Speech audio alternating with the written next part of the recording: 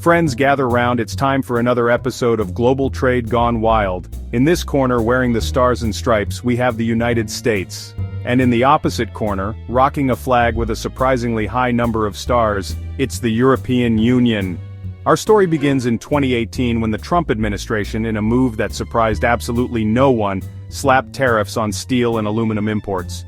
The stated goal, protecting American jobs. The actual outcome, a big old trade war. The EU, understandably miffed at this economic jab to the ribs, decided two could play at this game. Fast forward to 2025 and the EU is throwing a counterpunch worth a cool $28 billion. That's right, folks. We're talking about tariffs on a scale that would make even the most hardened economist reach for their antacids.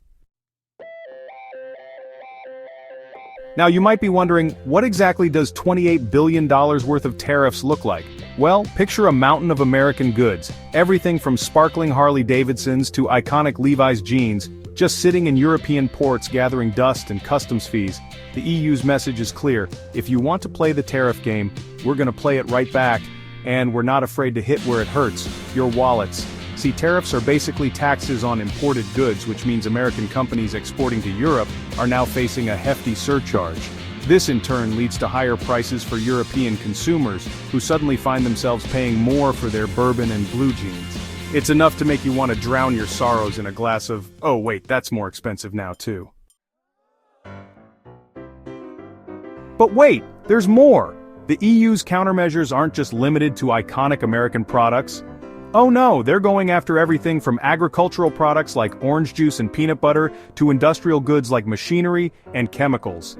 The EU argues that these tariffs are a necessary response to the damage caused by the US measures. They claim that American tariffs have hurt European businesses, created uncertainty in the market, and driven up prices for consumers.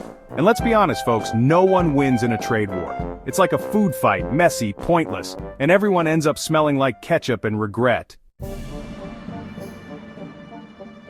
Now, before you start stockpiling blue jeans and bourbon, here's the twist.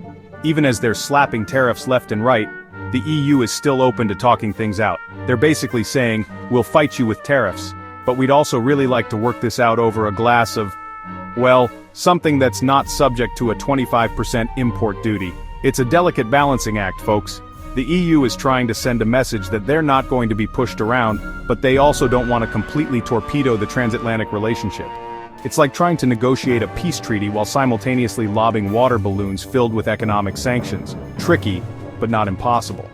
So, what's next in this transatlantic trade tussle? Only time will tell. But one thing's for sure.